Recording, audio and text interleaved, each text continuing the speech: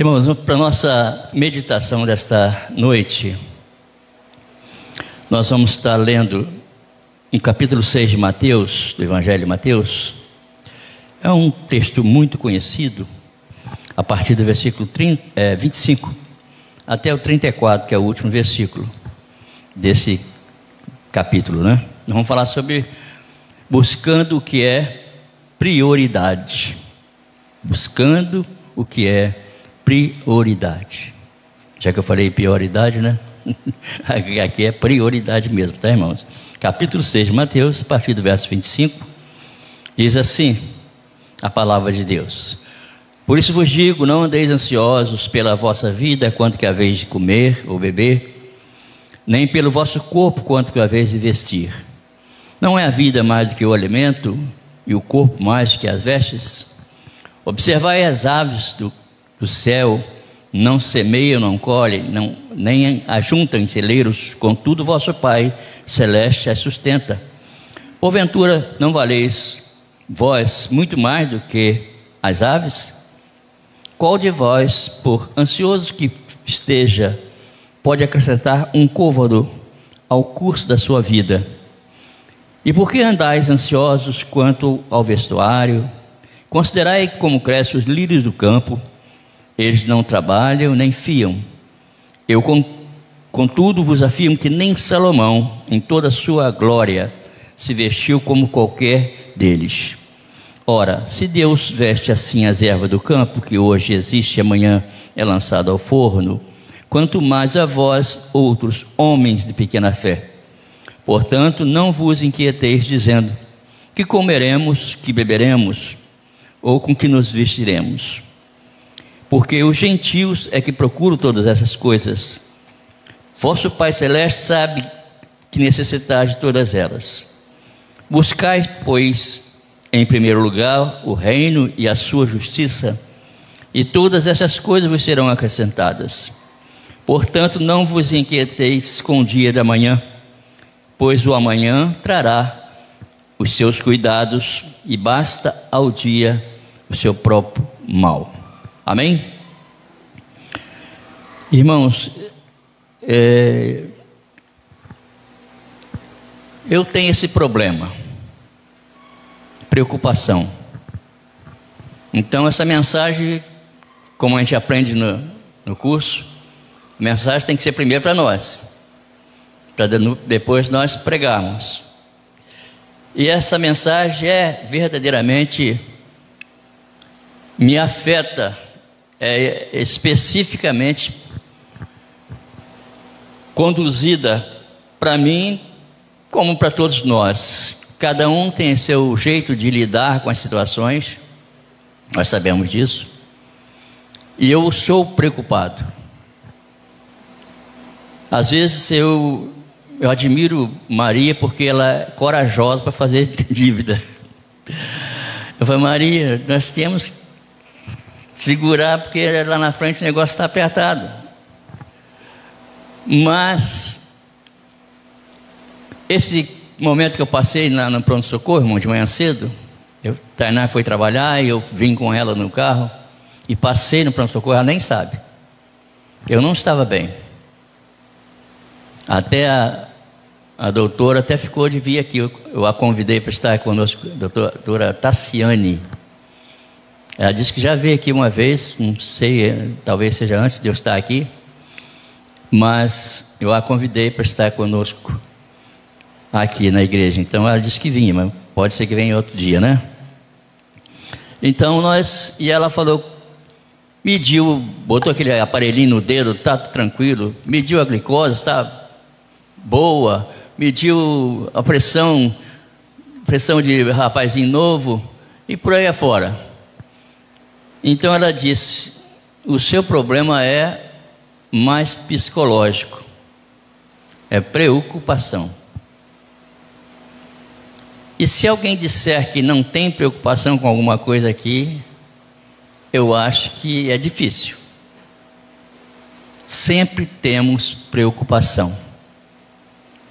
Interessante, irmão, o que esse texto nos traz aqui, esse título que eu gosto, o irmão Isaac gosta de colocar lá buscando o que é prioridade, e o que é prioridade em sua vida ou em nossas vidas, o que é mais importante em sua vida, é um ponto de interrogação.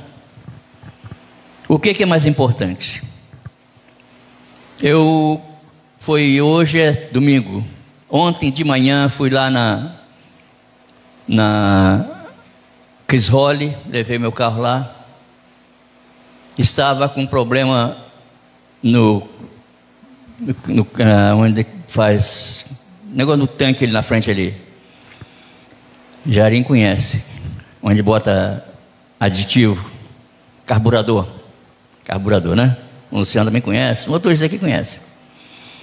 Então eu estava conversando com dois rapazes que estavam mexendo no carro, e ali a gente pôde então falar do amor de Deus para aquelas pessoas.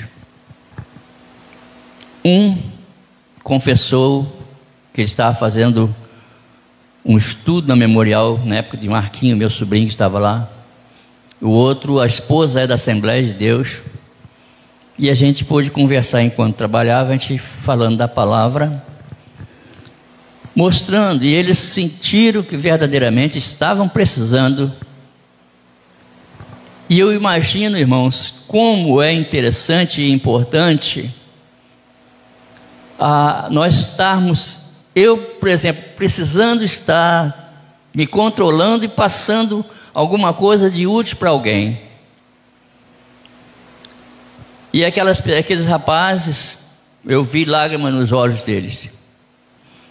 E ele disse: eu vou voltar para a igreja. E o outro: eu vou visitar, eu vou chamar você para pregar na minha esposa dele é da Assembleia de Deus, lá do Poeta, lá no São Caetano. E Deus nos traz, irmãos, aquilo que Romanos 8:28, irmã Nilza, sempre diz: todas as coisas contribuem para o bem daqueles que amam a Deus. Embora a gente seja falho, eu tenho certeza disso, tenho as minhas convicções que estou passando momentos difíceis, mas eu sei que eu tenho um propósito. Deus colocou em meu coração um propósito, senão Ele não permitiria que eu chegasse a ter esse privilégio de ter esse título. Não que título fosse alguma coisa, mas pelo menos alguém me chama de pastor. Às vezes pessoas que eu nem conheço: oi pastor, oi, tudo bem? E um dos rapazes que estava lá falou: conversa com esse moço aí, que ele tem história para contar. E realmente nós temos histórias para contar. Se nós olharmos aqui, irmãos, lá no princípio, quando Deus chamou Moisés lá no monte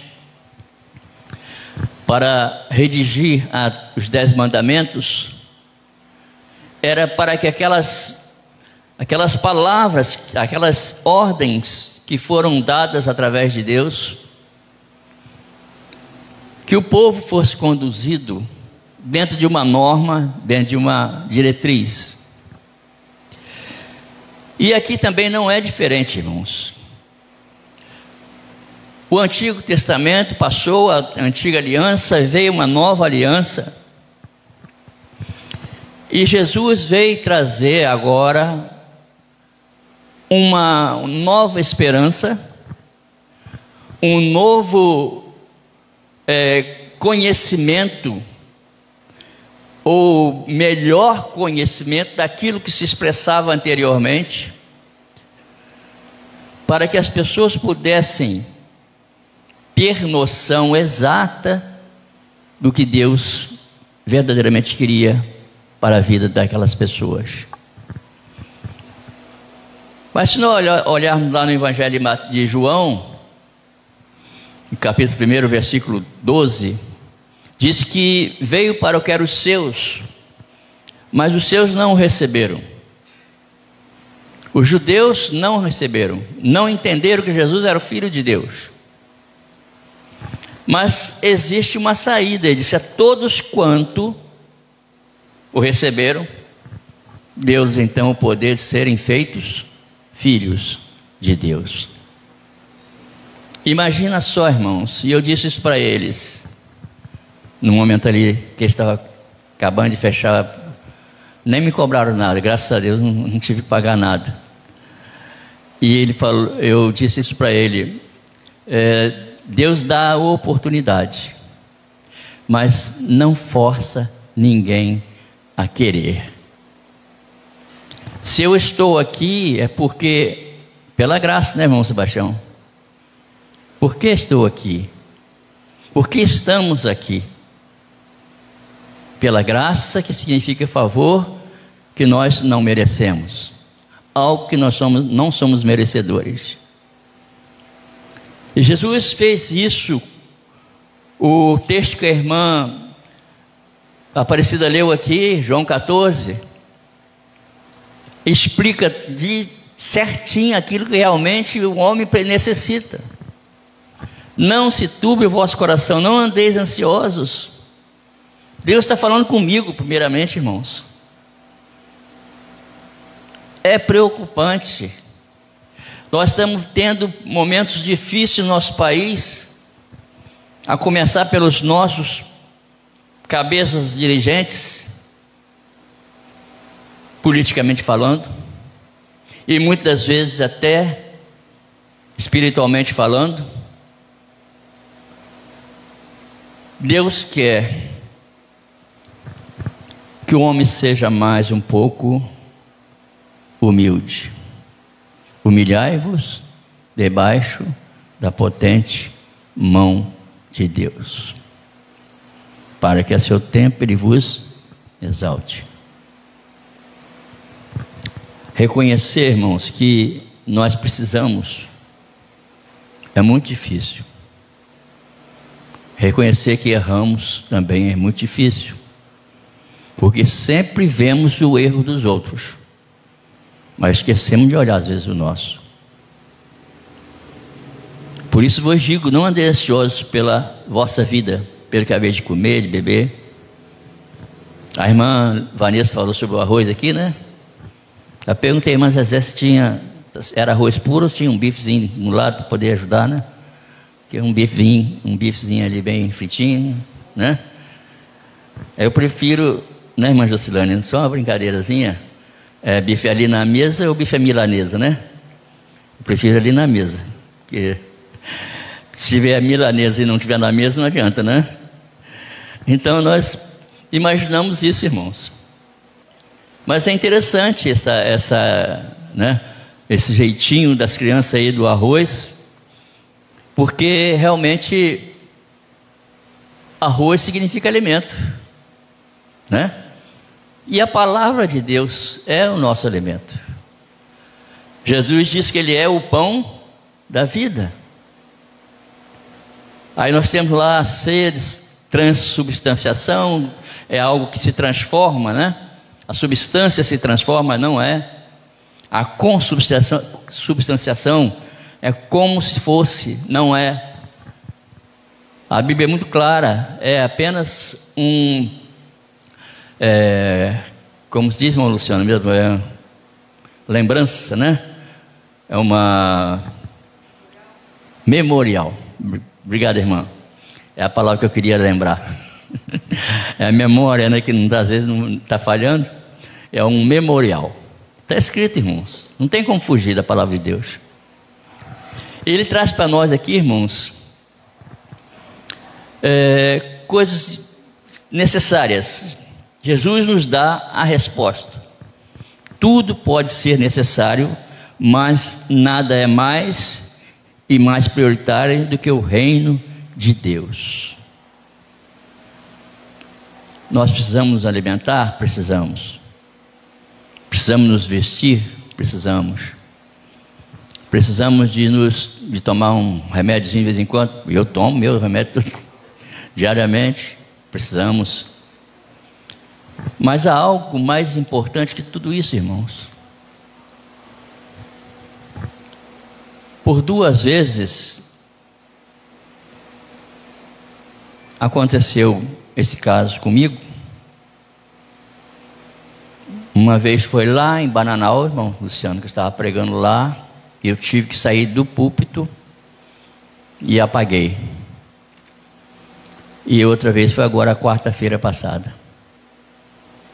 Quando eu vi, eu estava deitado no chão do banheiro, com os pés para cima, minha filha segurando meus pés, colocando aqui nas pernas dela, e Maria me amparando atrás, e eu deitado, tudo meio... apagou. É como se fosse o Enel tendo cortado a linha, né, da luz, e apagou tudo. Tudo isso, irmãos, são coisas que ali, se Deus tivesse me levado, eu acho que eu só iria perceber quando Jesus dissesse: bem-vindo, bendito meu Pai. Eu espero que tenha certeza que Ele vai dizer isso. Então, o que eu posso fazer? Acrescentar mais um côvado, que é mais ou menos essa medida aqui, mede 49, 50 centímetros. Eis que, contudo, vos afirmo, nem Salomão, em toda a sua glória, se vestiu como qualquer, falando a respeito dos lírios do campo, que no mesmo momento em que está tão linda, tão radiante, daí a pouco não existe mais. E eu disse para aqueles rapazes: vocês têm certeza que amanhã vocês estão vivos? E eles falaram: não, pastor, não temos certeza não. Falei: então a decisão tem que ser hoje, meninos. A decisão é hoje. Não espere para amanhã, porque eu não sei se amanhã eu posso tomar a decisão. Se hoje ouvires a minha voz, não endureçais o vosso coração. Deus fala isso lá no Antigo Testamento, no salmista, e fala lá na carta aos Hebreus também, no capítulo 3 e capítulo 4, confirmando essa palavra. Hoje é o dia, que amanhã eu não sei se vai ser o dia. A palavra ansiedade é uma atitude que nos traz incerteza e preocupação. Eu sei disso porque eu passo por isso. E essas preocupações nos levam e nos faz dar prioridade às coisas seculares e negligenciarmos às vezes as coisas espirituais. Alguém disse para uma pessoa que estava afastada da igreja, estava num barzinho, então passou uma pessoa, um irmão, né, da igreja, e falou: seu lugar não é aí, o seu lugar é lá na casa de Deus. O local que você deixou continua vazio, volte para o seu lugar. E aquele rapaz na hora baixou a cabeça. Isso foi real, irmão, não foi conto de fadas não. Ele abaixou a cabeça e disse: realmente meu lugar não é aqui. E voltou para a casa de Deus,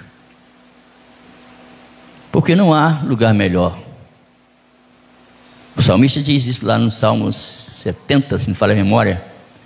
Ele estava indignado com várias coisas, até que ele entrou na casa de Deus. Mudou tudo, transformou. Vou conferir que esse é o Salmo 70 realmente.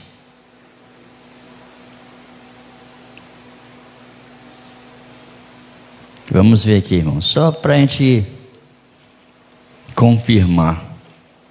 Que eu gosto de... Hein? 73. Então passei perto, né? Isso aí, irmão. Olha o que diz o salmista: com efeito Deus é bom para com Israel, para com os de coração limpo. Quanto a mim, porém, ele reclamando, quase me resvalaram os pés, faltou pouco para que eu desviasse os meus passos.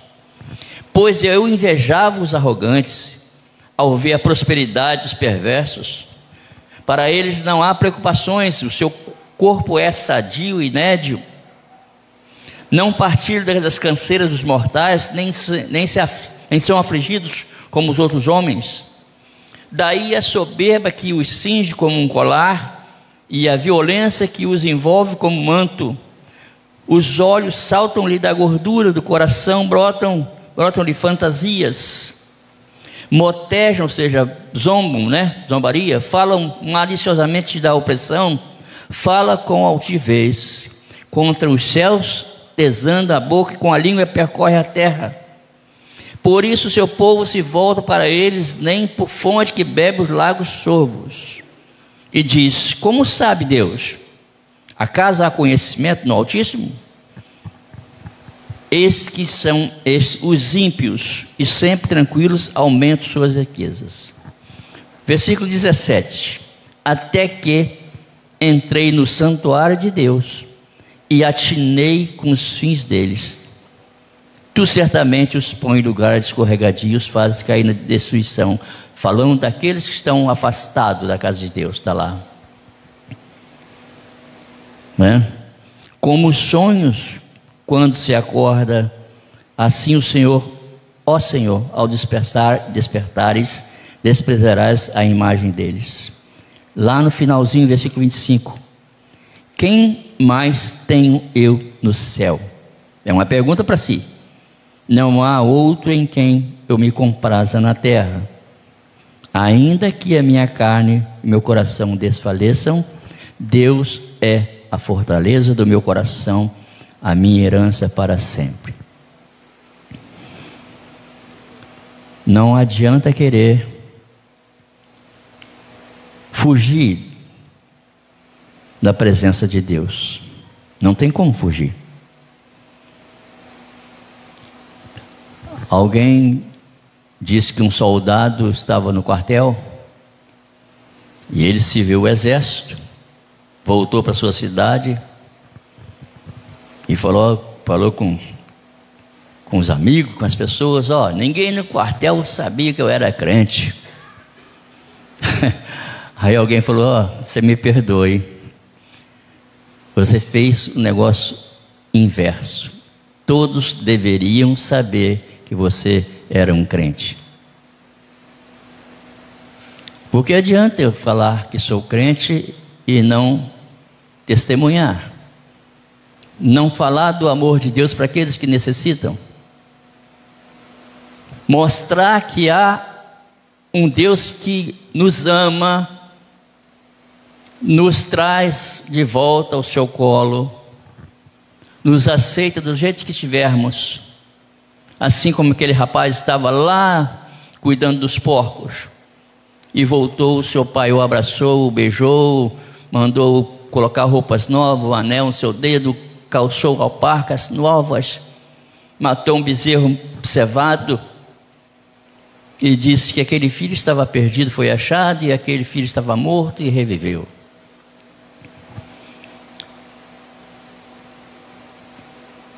Porque os gentios, pessoas que não, fora da conduta de Deus, que procuram todas essas coisas, ou seja, as coisas materiais. Pois vosso Pai Celeste sabe que necessitais de todas elas. Buscai em primeiro lugar o reino dos céus, a sua justiça, e todas essas coisas vos serão acrescentadas. Versículo 33 do capítulo 6, que eu estava lendo aqui.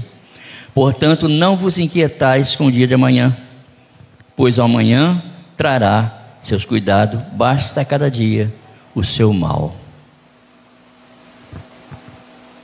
Deus traz para nós uma advertência, irmãos. Tudo é necessário, mas tem que haver equilíbrio e consciência nas escolhas e nas atitudes que nós tomamos. E o próprio Jesus nos ensina que o reino dos céus é prioridade. Podemos viver aqui, estamos vivendo aqui, mas lá em cima é prioridade. O dia é hoje, Como pensar no dia de amanhã se não temos a certeza se estaremos lá? Lá no banheiro da minha casa eu não tinha certeza que eu estaria no outro dia. Eu talvez nem estaria aqui hoje. Poderia estar sendo velado, não sei se é aqui ou em casa mesmo. Não tinha certeza, porque eu apaguei. Esta palavra é para mim, porque eu tenho isso é algo é inerente do ser humano, e cada um tem sua preocupação, com certeza. E eu sou muito medroso. Comprei 4 docinhos da irmãs ali, coisa, R$10, mas eu não ando com, só ando com cartão, né? Cartão de, e assim é quando tem crédito. A irmã, não, depois você paga. E eu estou pensando nesses R$10 para pagar a irmã. A dona Maria da Penha me emprestou, graças a Deus, que ela me emprestou os R$10 e já paguei a irmã Cristina lá, tá pago. Mas eu estava preocupado com esses R$10, irmãos. São coisas que não tem como a gente fugir dessa realidade. É algo que eu sinto, algo que o irmão sente, algo que cada um de nós sentimos, talvez de maneira diferente, né? De um modo diferente, mas nós sentimos, temos esse jeito de ser, né? Ninguém é igual. Tanto é que se você apertar a digital, não há outro. Milhões e milhões de pessoas não conseguem ter o mesmo digital do outro. Cada um tem a sua digital, sua identificação separada. Que Deus assim nos abençoe. E eu gostaria de dar a oportunidade a você, se alguém está com desejo de entregar a sua vida a Jesus, está afastado, quer voltar para a casa de Deus, fazer uma decisão, porque é a melhor coisa que tem. A melhor coisa que eu já fiz, né, irmã Jocelane, é aceitar a Jesus, como é o hino? A melhor coisa que eu já fiz por toda a minha vida, salvou-me por um triz. Em aceitar Jesus, sinceramente foi a melhor coisa que eu já fiz. E se você quiser fazer, a hora é essa.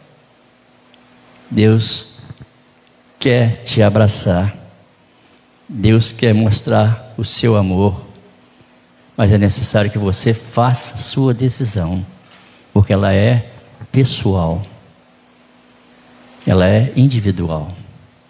É o que eu disse para os rapazes. Eu não posso pegar vocês e mandar vocês ir à igreja, mas se vocês não quiserem, não adianta.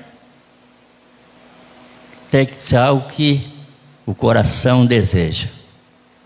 Se você quiser, está afastado, se você ainda não aceitou a Cristo como Salvador e Senhor, que queira fazer a sua decisão nesse momento, está dada a oportunidade. Se você quiser, pode levantar, vem aqui à frente e nós estaremos orando pela sua vida. E assim você vai estar fazendo um compromisso, não com o pastor Eli, pastor Pedro, sei lá, irmão Luciano, mas com o Criador, aquele que nos dá a vida, que nos sustenta, aquele que a graça nos sustenta até aqui, tem nos sustentado até aqui. Que Deus assim nos abençoe. Amém?